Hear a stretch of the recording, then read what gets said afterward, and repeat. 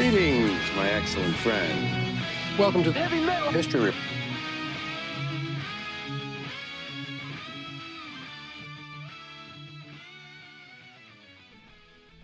Welcome. I'm your host, Dustin, and you are listening to Heavy Metal History, the podcast.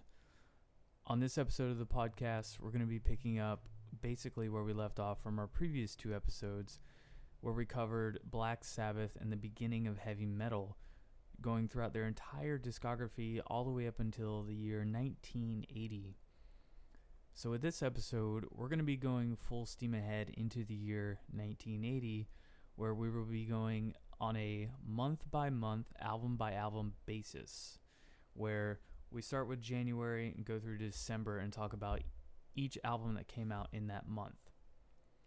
Now, with the year 1980 and specifically the beginnings of heavy metal, the album quantities were pretty sparse. You know, the releases weren't really there as much as later years and obviously current, but there's enough to talk about to where I can lump a lot of records in one episode. So for this episode specifically, we're going to be covering the months of January through March of 1980.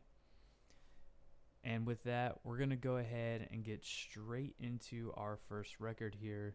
And I want to preface this actually a little bit. I touched on this a little bit in the Black Sabbath episode. I think that especially in the early formative years of the genre, you can't really overlook punk rock because it's basically a cousin and or adopted brother of the genre itself. So throughout these episodes, I'm going to be talking about some punk rock records. Eventually we're going to be getting into hardcore, and those are going to be brought up because hardcore is a fusion of punk and metal, so you can't talk about one without the other. And I think, disregarding that would be a huge misstep in covering the entire history of the genre. So with that, the first record that we're going to be talking about that was released in January of 1980 is, well, one of my favorite records for sure, The Clash's London Calling. It was recorded between August and September, as well as November of 1979, and then eventually released December 14th, 1979 in the UK, but for this episode, we're going with the US release date, which was January of 1980.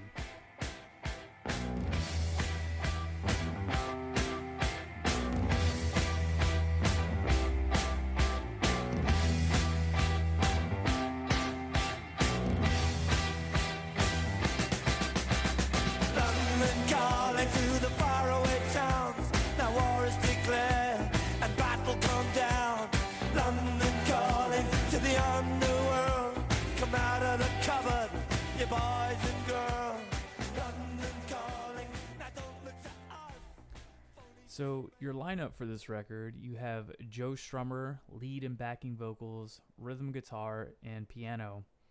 Mick Jones, also on lead guitar, piano, harmonica, backing and lead vocals. Paul Simonon, bass guitar, backing vocals, lead vocals on the Guns of Brixton. And Topper Headon, drums and percussion. And there are some additional performers on this record. You have Mickey Gallagher on the organ and the Irish horns playing all the brass instruments on the record. And on the production side, you have Guy Stevens, who is a producer, Bill Price, who is an engineer, Jerry Green was an additional engineer, and Ray Lowry did the design, and Penny Smith did the cover photography work. So pretty much where the band's at this point in time, after recording their second studio album, Give 'Em Enough Rope, the band kind of separated from their manager, Bernard Rhodes, and this separation meant that the group had to leave their rehearsal studio in Camden Town and find another location to compose their music. So with that, their tour manager, Johnny Green, and their drum roadie, Baker, had found the group a new place to rehearse called Vanilla Studios, which was actually located in the back of a garage in Pimlico. I'm not really sure how to say that, but gotta be close. Now, prior to this move to the Vanilla Studios rehearsal space, the Clash main songwriters Mick Jones and Joe Strummer had really experienced a period of writer's block. They had not written a new song from scratch in pretty much over a year. And, the material on the recent EP called The Cost of Living was really just composed of a cover song and 3 songs that had all been written over a 12-month span earlier. And so pretty much the Clash arrived at the Vanilla Studios in May of 1979 without a single new song prepared for the 3rd album. So once the band was in Vanilla Studios, the group began performing cover songs from a wide variety of genres. They played rockabilly, got rock and roll, R&B, and even reggae on there. And, in contrast to previous rehearsal sessions, the band kept these rehearsals very private and did not allow any hangers-on to attend. And so in doing so, the seclusion allowed the band to rebuild their confidence without worrying about the reaction from outsiders who were familiar with the band's punk rock style. And, if you're sitting there and you're experimenting with all these different genres that aren't considered purely punk rock, and you're trying to take this musical leap and chance, especially at the tail end of 1979 going into 1980, I think it was a good choice on their part that they didn't let any outsiders in, because this is a seminal record, not only in the band's discography, but in music in general, I think. So kind of getting back to it here, the band developed a really extremely disciplined daily routine of afternoon musical rehearsals, and then they were broken by late afternoon social football games. So they had a little bit of fun mixed in with the work, that's a good way to do it. And in doing so, that fostered a really friendly bond between the band members. The daily football match was followed by a couple drinks at a local pub, which was itself followed by a second musical rehearsal session in the evening. So the band was very rigorous and to a schedule, almost every single day when making this record. It showed that they really want to put a lot of work and take it seriously. Not that they probably didn't ever before, but with this record, it's their 3rd record at this point. They really, really want to put a lot of work into it. And I think, in doing that, the band gradually rebuilt their musical and songwriting confidence during those rehearsals, and that was in the summer of 1979.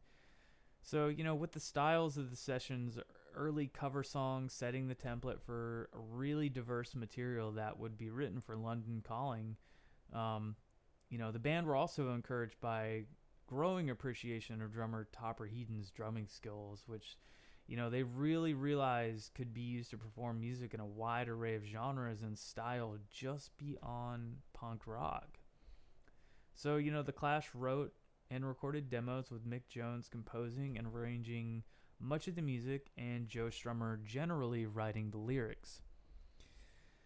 And as early as their 2nd album, the Clash really did kind of depart from punk rock a little bit. While touring the States twice in 1979, they chose really odd supporting acts. They had R&B bands like Bo Diddley, Sam and Dave, Lee Dorsey, and Screamin' Jay Hawkins. And, even as well, they had neo-traditional country artist Joe Ely and punk rockabilly band The Cramps. I mean, they developed this fascination with rock and roll, inspired their approach for London Calling. And if you really listen to those songs, you can hear that all over, and not only just on this record, in their later records to come as well. Later this year, we're going to be talking about their release Sandanista, which is just a pure reggae album almost. I mean, it's barely punk rock. And I want to talk about it for special reasons, that, it may not be a punk record, it may not be a metal record, but I think it still deserves to be talked about. But for right now, we're talking about London Calling, not Sandanista, and we're going to get back to that. So, by August of 1979, the band entered Wessex Studios to begin recording London Calling. The Clash had asked Guy Stevens to produce the album, really much to the dismay of CBS Records. mostly because Stevens had alcohol and drug problems and his production methods were really, really unconventional. In fact, there's a story that during a recording session, he swung a ladder and upturned chairs, apparently just to create a rock and roll atmosphere. And, the Clash, especially the bassist Paul Simonon, got along really well with Stevens and found Stevens' work to be very helpful and productive to both Simonon's playing and their recording as a band. So, with that, the album was recorded during a 5 to 6 week period involving 18-hour days, with many songs recorded in just 1 or 2 takes. I do believe that there's another story in there too where, if I remember correctly, what had happened is Stevens had opened up a piano that Joe Strummer was playing, and he just poured like wine in it all over the strings just because he thought it would sound different. And it kind of fucked up the recording, if I'm not mistaken, or whatever they were doing at the time. Or maybe they kept it. I forget how the rest of the story went. It didn't really elaborate more. But either way, this guy was like a really interesting kind of character to have on this record, helping them record it. It's not just some guy that's a taskmaster worried about making sure everything's perfect and, to the T, because the band seemed to be doing that themselves anyways. I mean, it shows with just talking about how rigorous the recording schedule was. Doing an 18-hour day, recording a song in 1 or 2 takes, that's phenomenal work. It shows such a huge work ethic with the band. Now, kind of getting into more about what the songs are about on the record, the album songs were generally written about London, with narratives featuring both fictional and life-based characters, such as you got underworld criminal named Jimmy Jazz and a gun-toting Jimmy Cliff aspirer living in Brixton, which is the song Guns of Brixton. Some had a little more widely contextualized narratives, including references to evil presidents working for the clampdown, the lingering effects of the Spanish Civil War, which was Spanish bombs, and how constant consumerism had led to unavoidable political apathy, which is the song Lost in the Supermarket. And I will say one of my favorite, most ironic things to happen is when I was working in a supermarket, Clash's Lost in the Supermarket would come on quite often, and I thought that was fucking brilliant every time it did. But I digress. So, the songs encompass an arrangement of like urban narratives and characters and touch on themes such as sex, depression, identity crisis, all kinds of things that human beings deal with. And even then, while the album draws on the entirety of rock and roll's past for its sounds, if you think about the concepts and lyrical themes that are drawn from history and politics and myth kind of associated with the genre itself, I mean, punk rock is a pretty political genre in its own right, so having that political kind of theme there makes a lot of sense. Now, the title track of the album, London Calling, was partially influenced by the March 1979 accident at a nuclear reactor at 3 Mile Island in Pennsylvania. Now, Strummer's lyrics also discuss the problems of rising unemployment, racial conflict, and drug use in Great Britain. So the second track, Brand New Cadillac, was written and originally recorded by Vince Taylor and was the first track recorded for London Calling. Pretty much the reason that happened is the band cites the song as one of the first British rock and roll records and had initially used it as a warm-up song before recording Rudy Can't Fail, which is the album's 5th song on the record. And so that song features a horn section and mixes weird elements of like pop, soul, and reggae music together. And the lyrics of the song itself chronicle the life of a fun-loving young man who is criticized for his inability to act like a responsible adult. And kind of going back to the song Lost in the Supermarket, Strummer actually wrote that after imagining Jones' childhood growing up in a basement with his mother and grandmother. And the song Clamp Down began actually as an instrumental track called Working and Waiting. Its lyrics comment on the people who forsake the idealism of youth and urge young people to fight the status quo. Now, The Guns of Brixton was the first of Paul Simonon's compositions the band recorded, and the first to have him sing lead. Now, Simonon was originally doubtful about its lyrics, which discuss an individual's paranoid outlook on life, but was encouraged by Strummer to continue working on it. And obviously, that's definitely one of the better songs on that record, you know? I mean, the whole record from front to back is great. It's full of, like, classic Clash tracks. We should call them Classics. I don't know why nobody's done that yet. Made a compilation album, called it the Classics. Bam. $1 million idea, baby. Anyways. On the song Death or Glory, Strummer examines his life in retrospect and acknowledges the complications and responsibilities of adulthood. I mean, at this point, Strummer was probably in his early 20s, maybe mid-20s at best. I don't think he was that old, you know. So kind of dealing with like that, I guess, weight, almost, for lack of a better word, of being in this huge punk rock band and trying to be an adult at the same time must have weighed pretty heavily on him. Let's see, a couple more tracks here we're going to talk about. Lovers Rock advocates safe sex and planning, because if you don't rap it, you don't tap it, and if you use it, you lose it, or something like that. I don't know. And, you know, the final track on the record, one of my absolute favorites, Train in Vain, was originally excluded from the back covers track listing. It was actually intended to be given away through a promotion with NME, but was added to the album at the last minute after the deal fell through. Which is crazy because it's, you know, probably one of their more well-known tracks. I mean, you know, all these songs on this record are, I guess, for quote-unquote well-known. You know, if you listen to The Clash, you know all these songs. But I think probably for me personally, Guns of Brixton and Train in Vain are by far my favorite tracks on this record. Probably more so Train in Vain. You know, I think just that opening little guitar, it's good, man. It's fucking catchy, and it's got like a nice little horn section in there.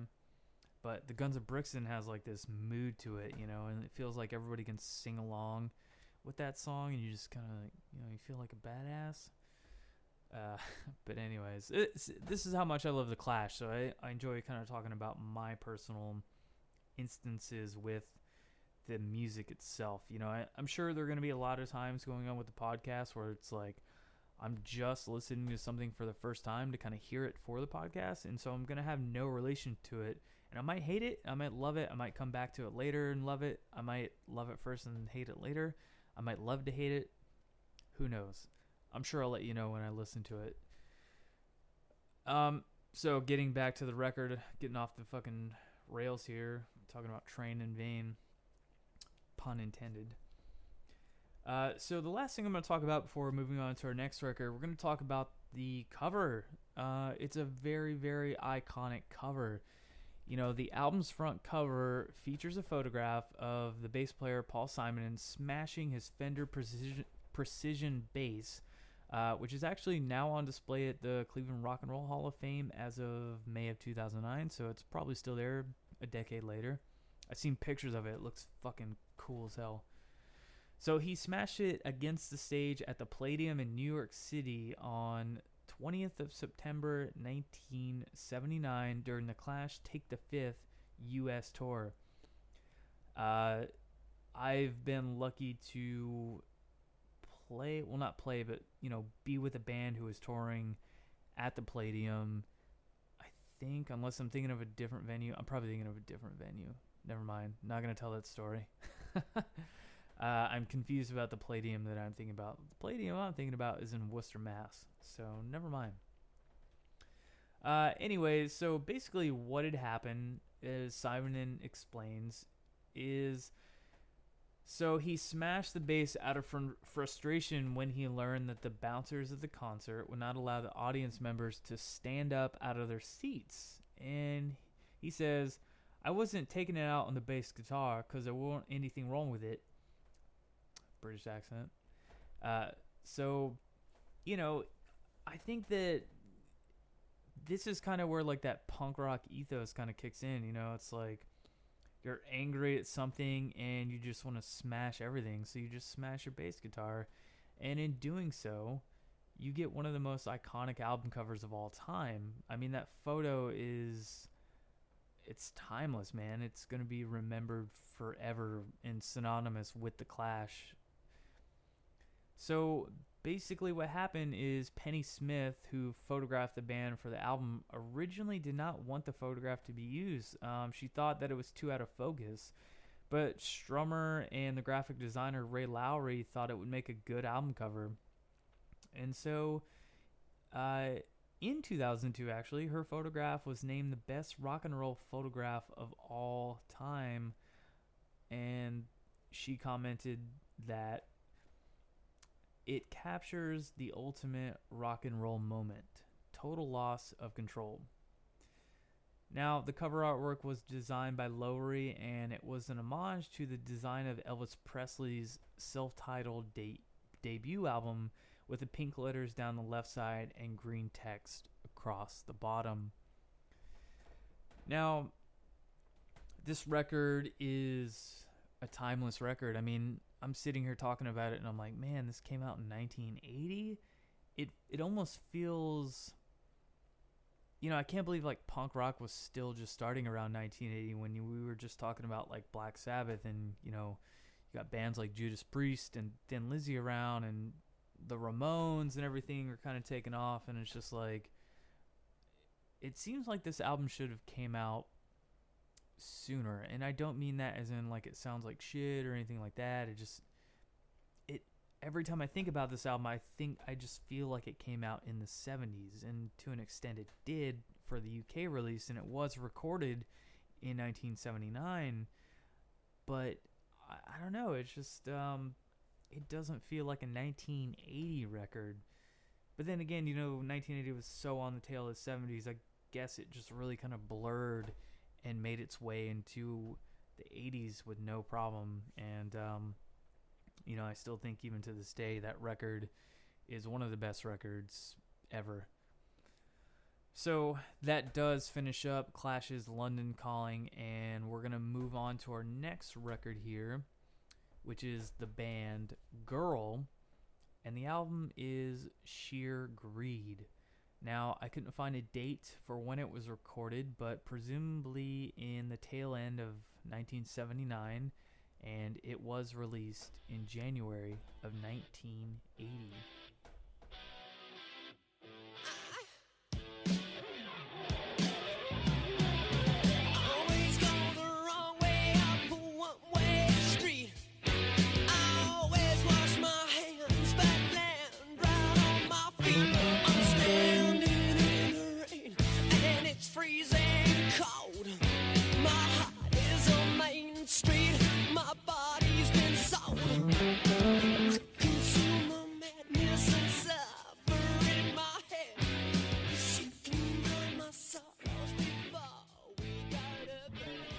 Now, the lineup for this record was Phil Lewis on lead vocals, Phil Colleen on lead guitar and backing vocals, Jerry Laffey, rhythm guitar and backing vocals, Simon Laffey on bass guitar and backing vocals, Dave Gaynor, drums and backing vocals.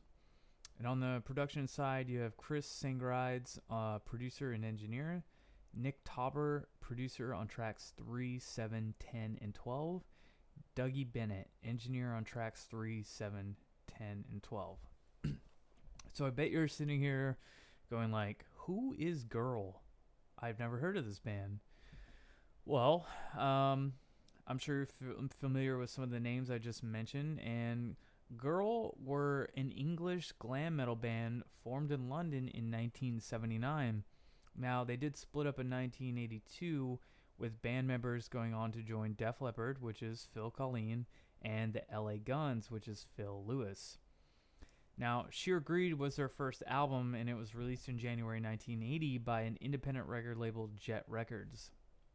The album was published during like that huge explosion of the Nawabum sound, new wave of British heavy metal, and its sales took advantage of the favorable attitude towards hard rock bands in the UK, and Sheer Greed actually peaked at number 33 on the album's UK charts.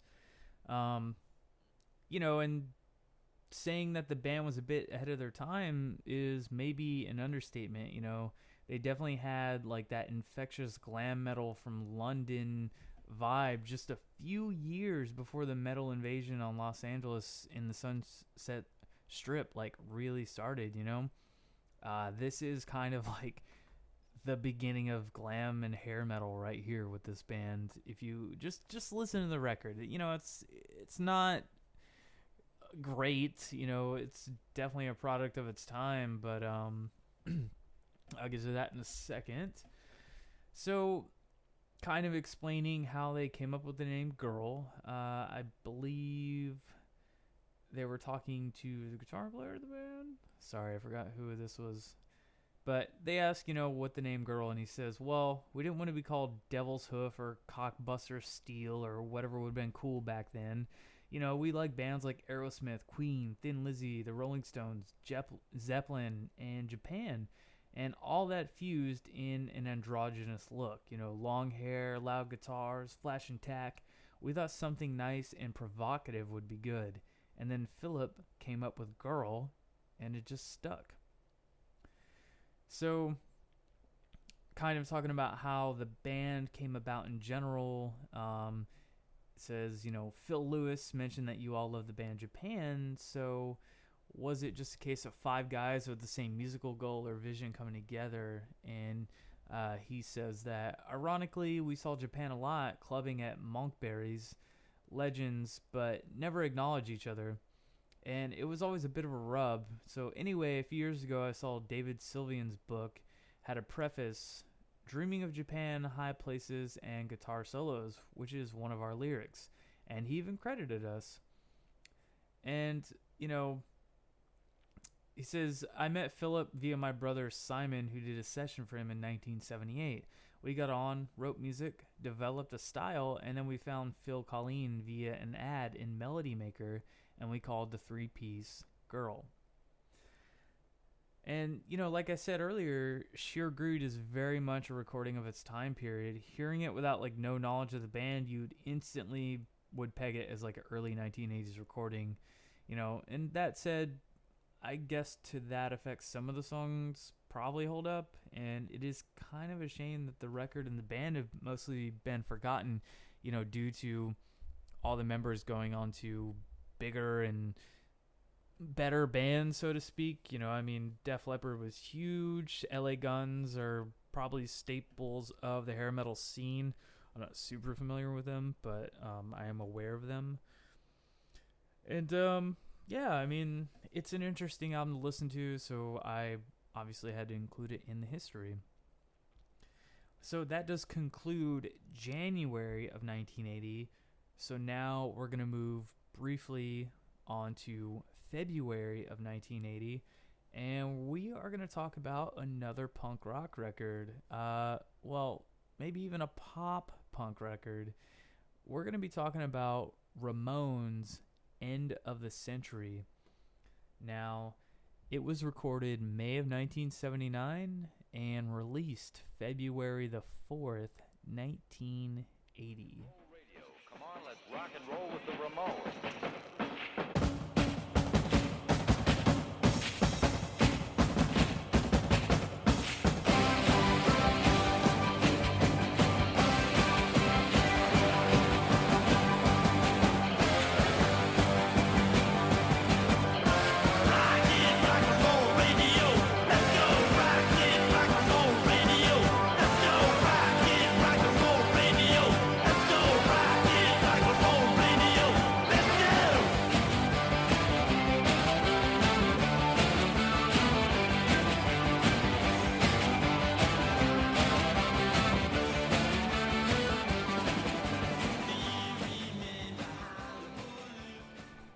So, the lineup for this record is Joey Ramone on lead vocals, Johnny Ramone on guitar, Dee Dee Ramone on bass and backing vocals, and Marky Ramone on the drums. Now, as far as like additional musicians on this record, you have Dan and David Kiesel on guitar, Barry Goldberg on piano and organ, Steve Douglas on saxophone, and Jim Keltner on the drums. On the production side of this record, you have Phil Spector, who is a producer, Ed Stasium, the musical director, Larry Levine, the engineer, and Boris Menart, the engineer. So this album, End of the Century, is actually the fifth album by the Ramones, and it was released through Sire Records, and it was the band's first produced by Phil Spector, even though he had actually offered the band his assistance earlier in their career, which I'll talk about here in a minute.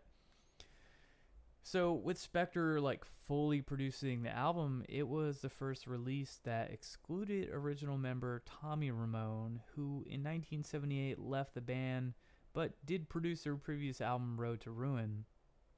Now, Spector used more advanced standards of engineering, such as like high quality overdubbing and echo chambers, and these methods caused conflict between the band and Spector, since much of the recording used techniques that opposed those that the Ramones had previously used.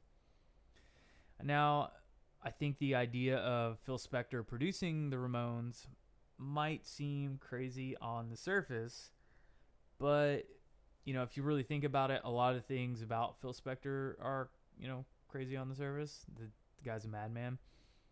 But, you know, if you also thinking about the band's admitted displayed love of 60s pop, it really does make a lot of sense, you know. And like I mentioned earlier, Spector did reach out to the band offering to help with the album Rocket to Russia, but they took a pass at the time because they felt like it would change things up too much. And looking back, they were probably right, because Spector's presence in the studio certainly changed things considerably on this record. So, in February of 1977, after attending a Ramones concert in LA, that's when Phil offered to assist making Rocket to Russia. And, you know, another reason they kind of declined it is they thought it wouldn't be the same without Tommy Ramone and Tony Bongiovi producing the album. And so, you know, the band refused, and they later asked him to help purely because their lack of popularity and sales. So, End of the Century would be the first album released without former drummer Tommy. And so, you know, Spector became famous through his work with bands like the Ronettes, the Righteous Brothers, Ike and Tina Turner, the Beatles and John Lennon. You know, the list goes on and on. So, you know, with those releases, Spector defined what would become known as the wall of sound, which is this dense, layered, and reverberant sound that came across well in AM radio and jukeboxes. So, you know, these standards are created through the instruments performing identical parts in unison, using high-quality overdubbing and echo chambers to aid in their production value. And, you know, the producer, he was convinced that the Ramones had talent with lyrics and musical structure, so he intended to promote the band through more advanced methods of sound output. And, you know, these days, overdubbing and, you know, all that stuff are just everywhere. It's blatant on records, you know. So he kind of spearheaded that movement, and now it's a commonly used thing today, you know, almost 30 plus years later, maybe more, 40, 50, I don't know. Long time. So recording sessions for the album began May the 1st, 1979 at Gold Star Studios in Hollywood, Los Angeles. Now, Gold Star had become famous through its history with artists like Eddie Cochran and the Beach Boys. So, at the Ramones' request, Ed Stasium helped with the album's engineering. And during the studio work, Spector's recording methods were different from those the Ramones were accustomed to from their 4 previous records. basically the band recorded their earlier compositions in the shortest time possible for the lowest feasible budget with a relatively low production value, And with this album specifically, the band experienced Spector's infamous perfectionism and a budget of $200,000 to fully record and produce the album. And this is really significant because the band's debut album only cost $6,400 total. Their second album cost $10,000, and End of the Century is the most expensive album in the Ramones' career. Now, it definitely sounds like it. It sounds like a very fleshed out, very full record. It's a great sounding record. You cannot take that away from it at all. Now, is it a good record? It's an okay record. It's not my favorite Ramones record. I will put it on. There are some good tracks on it, but I think spending that much money for the end product, in my opinion, didn't justify the means. But in terms of sales and what they were trying to accomplish, it worked. I mean, this. I'll get to this in a minute, but it is probably their best-selling record of all time. Now, the method of recording caused conflicts to arise, like I mentioned. The bass player Didi Ramone, writing of Spector's obsessive techniques, says, Phil would stand in the control room and would listen through headphones to Marky hit on one note on the drum, hour after hour after hour after hour. During the recording of Rock and Roll High School, Johnny was forced by Spector to repeat his part hundreds of times over the course of several hours. Now, Sire Records owner Seymour Stein relates to that story. He says, to Johnny, this must have been like the Chinese water torture. I understood Spector's attitude, says Marky. He was from the Bronx. I was from Brooklyn. We got along very well and had a nice rapport. But he had his way of working that was very slow. And the Ramones had their way of working, which was very fast. So that would sometimes irk everybody and led to animosity with Johnny and Didi. And, even then, early in the session, Spector reportedly held the Ramones hostage at gunpoint. And this is according to Didi, that when Spector took Joey away for a 3-hour private meeting somewhere in his mansion where the album was to be recorded, Didi went looking for them, and the next thing I knew, Phil appeared at the top of the staircase shouting and waving a pistol. He says that he leveled his gun at my heart and then motioned for me and the rest of the band to get back in the piano room. He only holstered the pistol when he felt secure that his bodyguards could take over. Then he sat down back at his black concert piano and made us listen to him play and sing Baby, I Love You until well after 4:30 in the morning. And that's from Didi Ramone's perspective of what happened there. But in 2008, Marky Ramone actually stated that there were no guns pointed at anybody. They were there, but he had a license to carry. He never held us hostage. We could have left at any time. Now, with that, Didi claimed to have left the sessions without recording anything. He says, we had been working for at least 14 or 15 hours a day for 13 days straight, and we still hadn't recorded one note of music.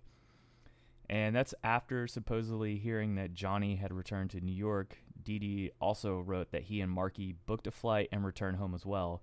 And he says, to this day, I still have no idea how they made the album End of the Century or who actually played bass on it. And so basically Didi's account kind of contradicts much of the band's collective account from that era and in a couple of interviews done around that time, where the band even stated themselves that the only track that Johnny, Didi, and Marky did not play on was the cover of Baby, I Love You. And that's as a band except for Joey, who had gone home after cutting basic tracks for the rest of the album. Now, this album in particular was described by the band as an album written solely to gain popularity, resulting in more of a pop-punk sound. So, if you look at this era of punk rock, this record would have influenced modern pop punk as it's known today. Now, I know this is getting out of the realm of heavy metal here, but it's still interesting to see how one genre can influence and invent other genres, so it's worth mentioning here. Now, Joey did fail to contribute to the best of his abilities on the album, and he recalled that, "I think that some of the worst crap I ever wrote went on the album. That was me at my worst." And he also felt that the album was far from the band's prime, saying that End of the Century is just watered down Ramones. It's not real Ramones. Baby I Love You? I didn't play on that at all. What am I going to do? Play along with an orchestra? There's no point. End of the Century was trying to get a hit on each song instead of trying to get hit on one or two of the songs on the album and trying to make the rest as raunchy as you can.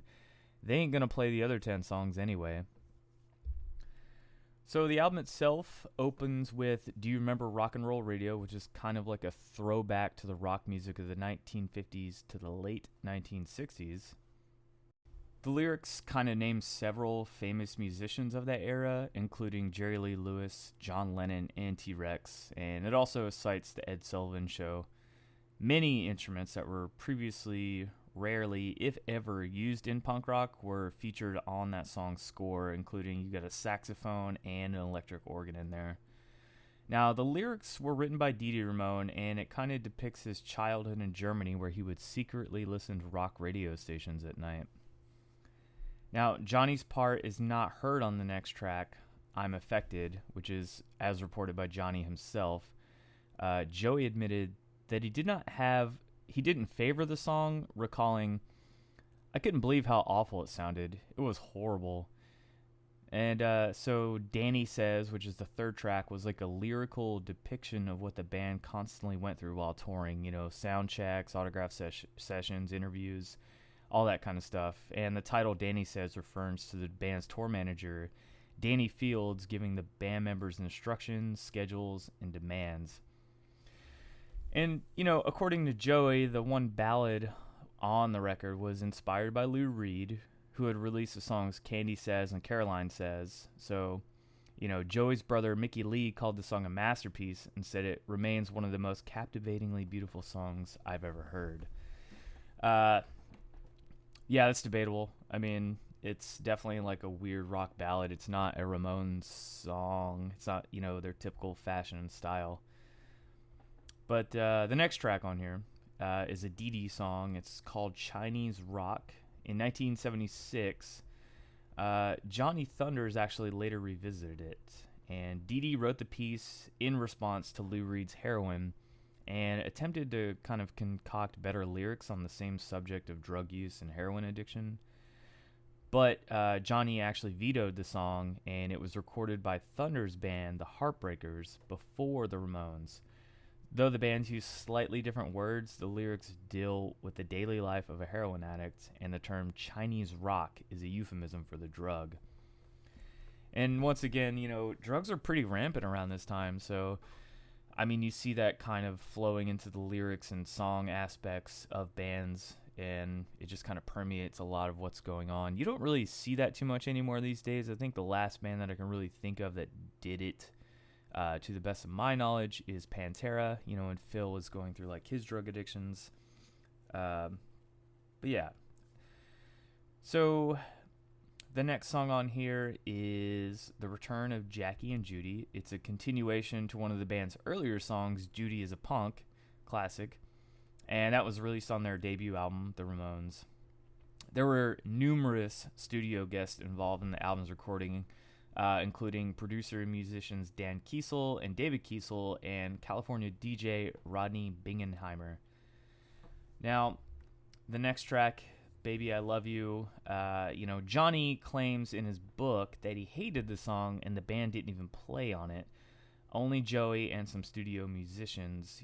Joey said that he hated the song despite it obtaining a pretty good level of popularity in Europe. And the song is a cover version of the original by the band The Ronettes. And it has a string section arrangement. And, he also confessed that the song almost made him embarrassed. Now, it is kind of an embarrassing song. no matter what you may think of the record itself as an overall, I guess, low point / high point in their record discography, but this whole album is worth listening to. It's definitely an interesting, out of character kind of aspect of recording for them. So I don't know, you can look back on these songs in different ways. So the next track, Rock and Roll High School, originally appeared on the soundtrack to Rock and Roll High School, a film directed by Alan Arkush. Now, I've seen this movie. It's actually pretty fucking cool. It's a little weird, but the movie depicts a storyline in which the Ramones are obsessed over by female high school student Riff Randall, along with other people in the high school. And yeah, the whole thing is just basically like one long Ramones music video. It's pretty cool. You don't see a lot of that shit these days. I think the last thing, I guess it was trying to emulate like the Beatles' early like short films with their songs, I guess. I know they did a lot of stuff like that. But it's a cool little piece of history. It's a cool little movie. You should definitely check it out if you've not seen Rock and Roll High School. And so the album concludes with the track High Risk Insurance, which is a reaction to the politics of that era. And I mean, that's par for the course for a punk rock album. You can't really have a punk rock album without talking about politics or drinking or, something anti-establishment. But, the album may have turned out well from a recording standpoint, but, it was obviously like a long road to get there. And either way, it's clear that putting together End of the Century was no walk in the park. And to this day, this was one of their highest selling records. So in a sense, what they tried to achieve worked. They got a lot of popularity from it. So kudos to them for that. So that does wrap up this record. We are now going to move on to our next record, which is Witchfynde, Give 'Em Hell. It was recorded in 1979 and released in February 1980.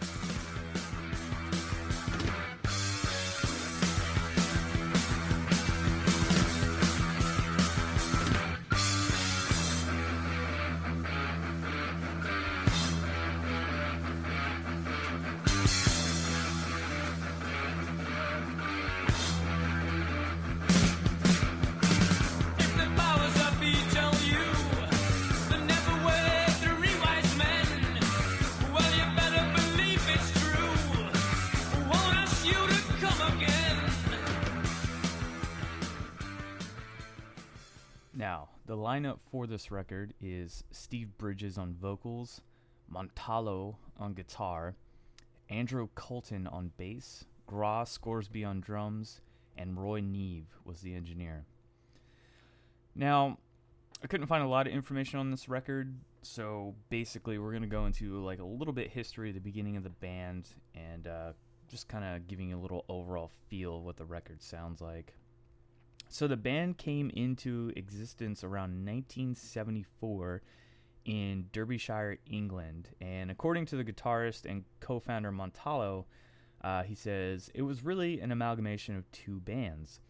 Montalo and his schoolmates had their own band, but he was discovered by the members of another band that had drummer Gra Scoresby and bassist Richard Blower. And that was when he was playing a gig in his hometown. So the guitarist was then invited to join them, and Montalo thought that their band seemed to have a lot more passion and direction than the band he was in, so he ended up accepting the request. Now, the original lineup would soon change, though. Blower left the bass position and was replaced by Andrew Colton, and vocalist Steve Bridges, who was a friend and workmate of Colton's, also joined as the frontman. So, Witchfynde then went on to do a lot of live performances to support themselves. They actually played with Thin Lizzy and Def Leppard, which is pretty cool. You got like the proto-metal, early hair metal stuff right there. And in 1979, the group released their first single, Give 'Em Hell, and this foreshadowed the 1980 release of their first official full-length album, which had the same title. Now, this album was recorded at Fairview Studios in Hull, the same studio where Def Leppard recorded their Get Your Rocks Off EP, with the very own money of the members of Witchfynde. So it was self-financed. For 1980, that's, it's pretty par for the course for like a new band, a younger band. So that's cool that they did that. So a small record label known as Rondelay later came around wanting to sign the group and release their album. Now, Witchfynde gave in and accepted the label's request, which later turned out to be a major mistake. And upon first glance at the album artwork, give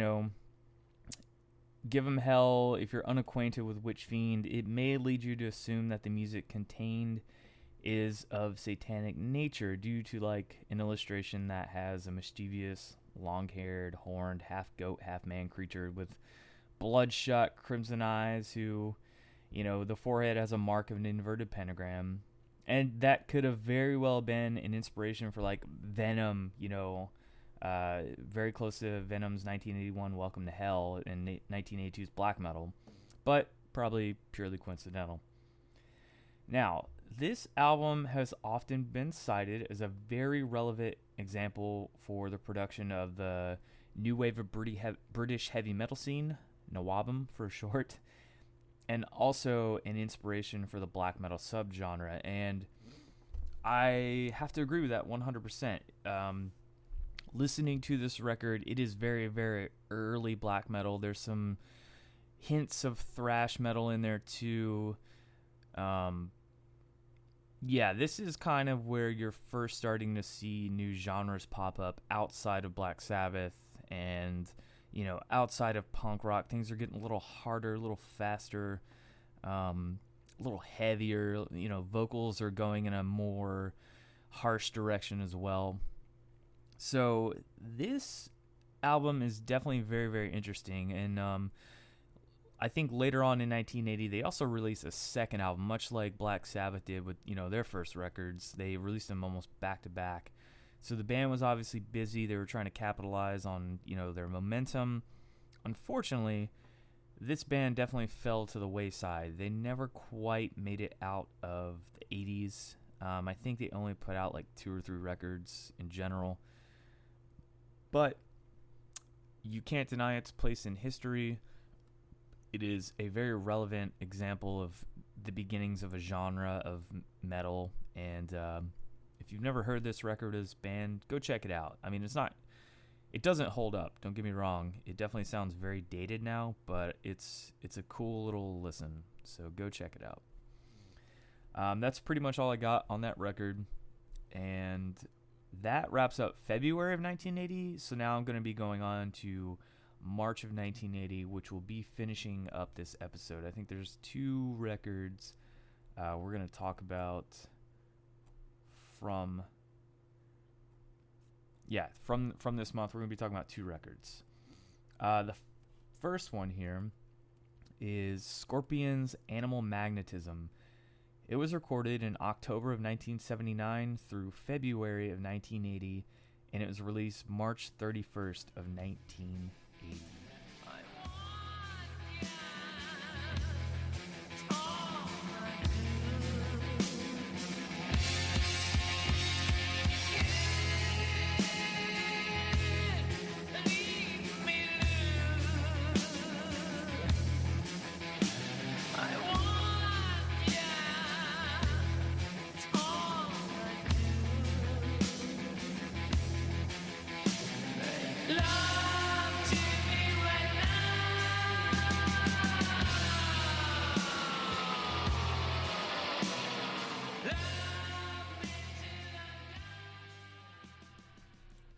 And the lineup for this record is Klaus Meine on lead vocals, Matthias Jobs lead guitar, talk box, and backing vocals, Rudolf Schenker rhythm guitar and backing vocals, Francis Buchholz bass and backing vocals, and Herman Rarebell drums and backing vocals. Now, there are additional musicians on the track Lady Starlight. That would be Alan Macmillan on strings and horn arrangements, and also the conductor. You have Adele Arman and Victoria Richard on violins, Paul Armand on viola, Richard Armand on cello, Charles Elliott on bass, Melvin Berman on the oboe, George Stimpson and Brad Waymar on the French horns. And on the production side, you have Dieter Dirks, who is the producer, engineer, and did the mixing, and David Green, who is the engineer on Lady Starlight, and Steve Fallone did the mastering. Now, after kind of steadily growing from strength to strength throughout the 70s, Germany's Scorpions confidently charged into the new decade in 1980, and this is their 7th studio album, Animal Magnetism. And I mean, you know, at this point, the band had every reason to feel confident. I mean, they successfully dodged a potentially career-threatening bullet with their last album, Love Drive, which they kind of transitioned from a long-time guitar. They had Uli John Roth, and they went to like a younger guitar player with Matthias Jabs, and all Jabs had to do was kind of, you know, be in a couple weeks of weird coexistence with Michael Schenker, who dropped in to record a solo or two. And that was in between his departure from UFO and the launch of his solo band, Michael Schenker Group. Now, I've been on the fence about talking about Michael Schenker Group, but I think I might touch on it a little bit in the 80s episodes. He's like one of the beginning guys that had like that solo virtuoso guitar player stuff. It's kind of cool, a little bit more rock based than it is metal, in my opinion, but, you know, worth talking about. I mean, the same thing for the Scorpions. They're like, they're kind of pseudo metal sometimes, and then other times they're just very rock and like Def Leppard-y kind of music. I don't know how to explain it. They're really all over the place, and I mean, at this point in time, you know, this is their 7th album. They're definitely, you know, changing things up, but also sticking with what they know. And I mean, having a new guitar player definitely helps that out a lot, I'm sure. And I mean, even with that too, you couldn't really blame the Scorpions, their mastermind Rudolf Schenker, for letting, you know, his baby brother sit in. But with this album specifically, it showed that Matthias would be the man going forward. I mean, he's a really talented guitarist, and he contributed music for the album's second cut, Don't Make No Promises Your Body Can't Keep. Sounds really fucked up. You know, so he's clearly inputting into the band. He's playing his part, and, you know, having like a virtuoso guitar player in the band has got to be threatening, to say the least, especially if you're a new guy in a band. But, you know, got to just make do and carve your own way out. Now, Lady Starlight is the only song in the entire Scorpions discography so far, and that's up to right now, to include an arrangement for strings and orchestral winds. Now, the album cover, Scorpions has a history of pretty controversial album covers. If you've ever seen the movie Spinal Tap, they kind of make fun of that a little bit in their movie with their album cover thing. It's pretty funny. Now, the album cover was created by Storm Thorgerson, a.k.a. Hypnosis, who also did Black Sabbath's, the robot fucking one. I'm blanking on the name, even though I just recorded that episode. But you know what I'm talking about. And kind of with, you know, like I was saying, their earlier sleeves, this one also had some controversy a little bit. But it didn't result in the cover being replaced like a lot of their other records did. And recalling the cover photo, Thorgerson remarked, "That one was funny. I don't think we figured it out. We just knew there was something rude somewhere." And the bassist at the time, Francis Buchholz, recalls that Herman came up with the title for the album Animal Magnetism, and we all liked it because it's an interesting title. So we had this guy, Storm, who was doing album covers for Pink Floyd, and I think he did the one with the guy with the flames. So Storm came up with the idea for an Animal Magnetism cover. I personally didn't like it, but the rest of the band loved it. I like the dog, though. And, yeah, I don't know. The album cover's weird, man. It's like a Doberman with a woman, and there's like handcuffs and lightning. I don't know if there's anything necessarily controversial or weird about it. Maybe you'd have to look at it a little closer. But, you know, maybe even the subtext of calling it Animal Magnetism is something like fucking bestiality related, who knows. But yeah, it's a fucking weird cover. Now, misfortune actually struck the group when Mine developed nodes and a polyp on his vocal cords, which made it impossible for him to sing. So the Scorpions were forced to cancel a bunch of tour dates, and they even put their next record on hold. And he says that he wanted to quit so that the band could carry on with another singer. But all the guys said, no way. You do everything you can to get your voice back, and we'll wait until you're ready. So basically, 2 operations and 6 months of vocal training later, Mine had restored a singing voice. And that's kind of in between the touring cycle of this record. And that's pretty much all the information I have on this record. So we're going to go into our final record of this episode. And man, there's a really funny thing that I'm looking forward to talking about this one. That is Van Halen's Women and Children First. It was recorded December 1979 between February of 1980. It was released March 26th of 1980.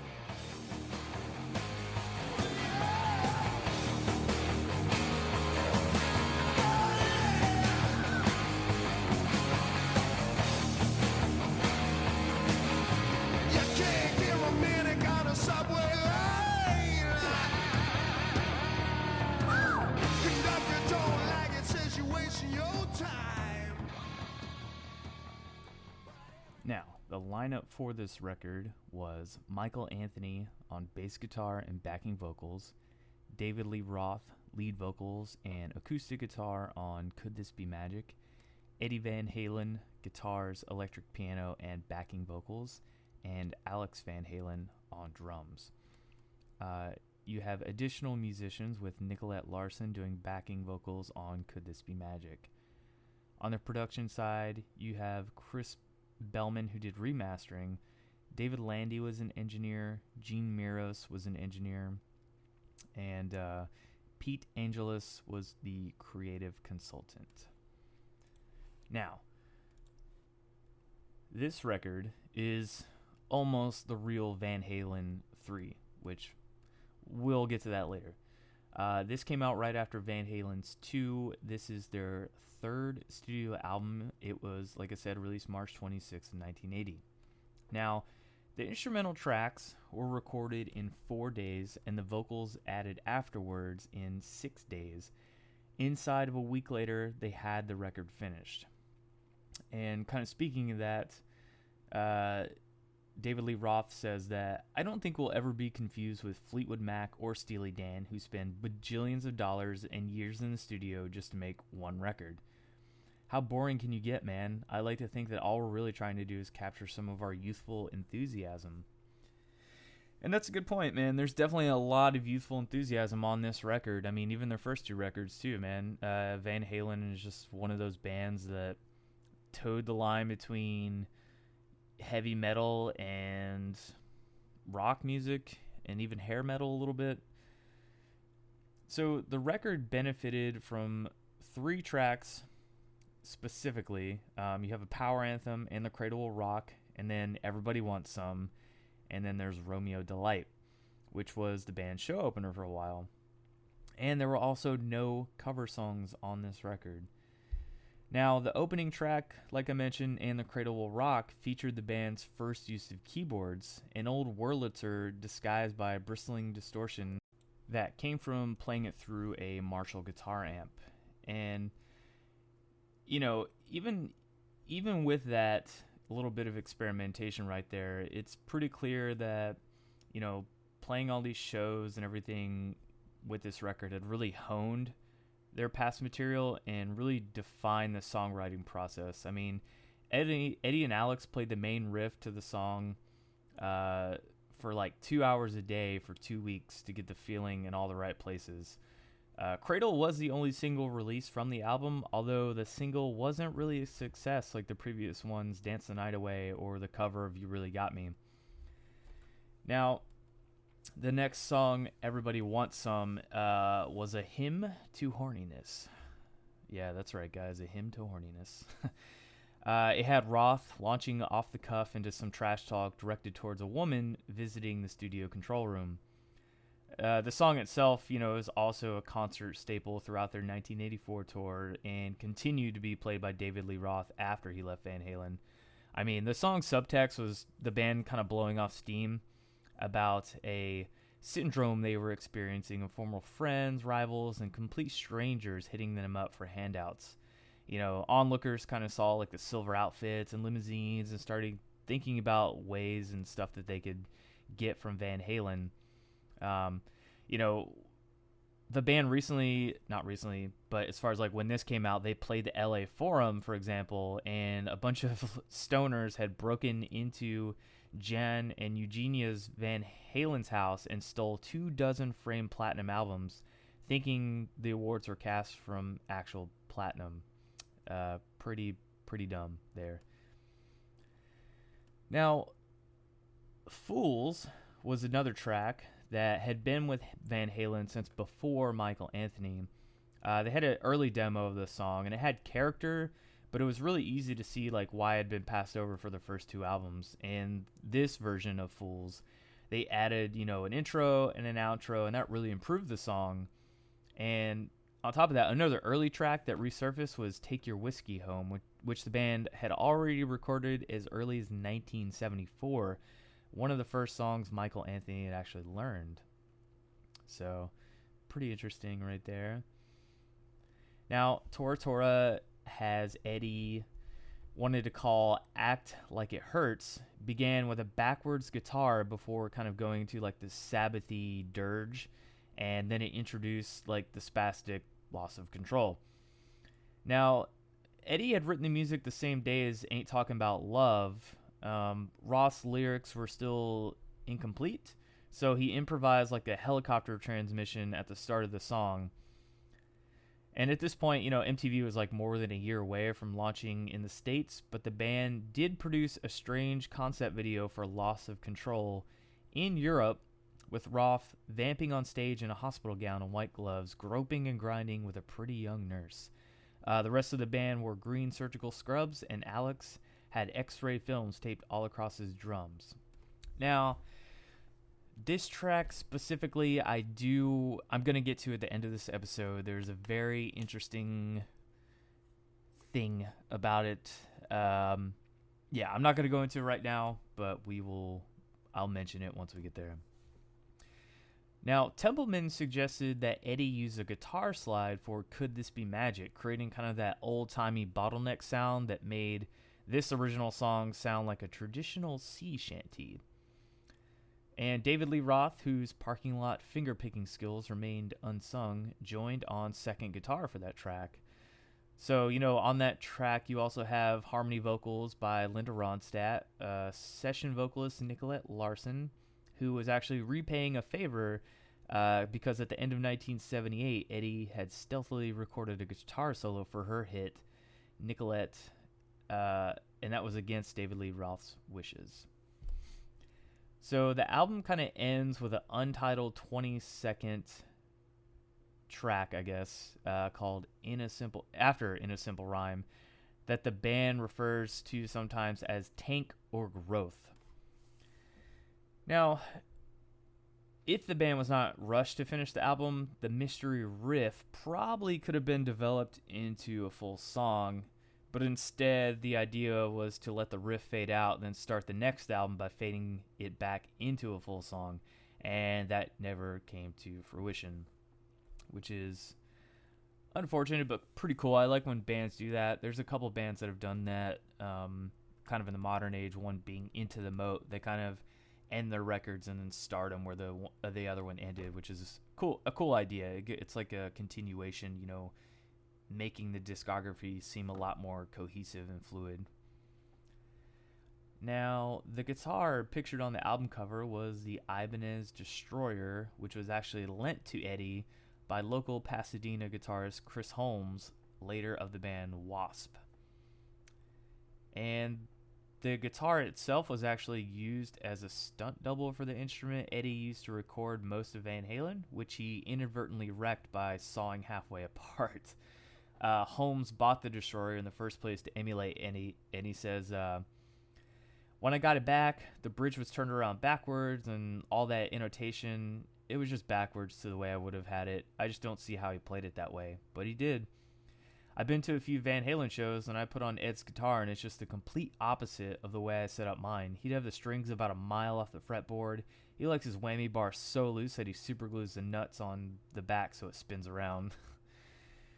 And I mean, that just kind of shows you like what a crazy, awesome, and unique guitar player Eddie Van Halen is and will always be. You know, he's one of those guys that's, yeah, he plays like simple scale solos, you know, whatever, but he makes them sound good without sounding generic, if that makes sense. So I think that's part of his style, man. And, you know, just talking about the way he sets up his guitar here is even more proof of that. So this album in particular did land in the top 10 the week after its release. It peaked at number 6, just like the album before it. And the album went platinum within 10 weeks. That would be the band's third million-plus selling effort. Eddie and Alex bought themselves Jeeps, and Eddie invested $10,000 in what he knew best, 2 vintage Les Paul guitars, and the boys retired their parents from ever working again. I mean, that just shows you how much money they were making back then. I mean, you don't see those kind of album sales today, so it's kind of hard to put a gauge on it exactly. But I mean, if they're like investing money and, you know, getting their parents to where they don't have to work anymore, it's pretty good money there. So a couple last things here before I get onto that thing I want to talk about. The album's title came from Dave, who one morning after a typical Van Halen style rampage, Dave awoke to distant screams of, "The ship is sinking!" Dave replied, "Women and children first." And the phrase stuck. Alright, so that kind of wraps up everything about that record. Before we finish up here, the last thing I want to talk about is the track Loss of Control. Now, this song starts out with a very familiar sounding guitar riff. Now, I'm not saying that Slayer ripped it off because there are differences in the riff from the song that I'm talking about. But man, it's very similar. The song I'm talking about from Slayer is Seasons in the Abyss. That opening guitar riff is very similar to the beginning of Loss of Control. It's not exactly the same, but it's one of those things you kind of have to listen to back to back and be like, oh shit, yeah, there's definitely some influence there. So, was Slayer influenced by Van Halen? Probably. It's definitely a very interesting listen. So what I'm going to do at the end of this episode is I'm going to play a little bit of each song back to back, and I'm going to let you decide. That ends this episode of Heavy Metal History, which was January through March of 1980. I'm your host, Dustin, and as always, thank you so much for listening, and I hope you enjoyed the podcast and you'll check out future episodes. You can find us on all of our social media, Facebook, Twitter. Just look up Heavy Metal History. You can email us at heavymetalhistorypodcast@gmail.com. If you enjoyed the podcast and you have a few minutes, please leave us a rating on iTunes or Spotify, wherever you may listen to podcasts. It really does help us out. So here is the song Van Halen's Loss of Control and Slayer's Seasons in the Abyss.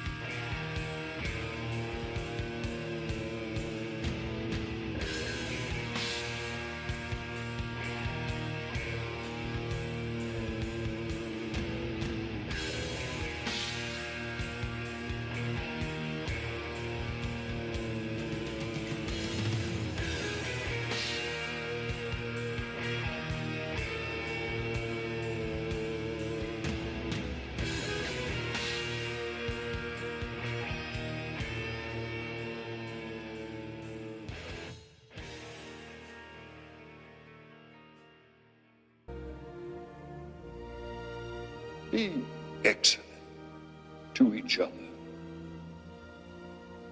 And party on, dudes!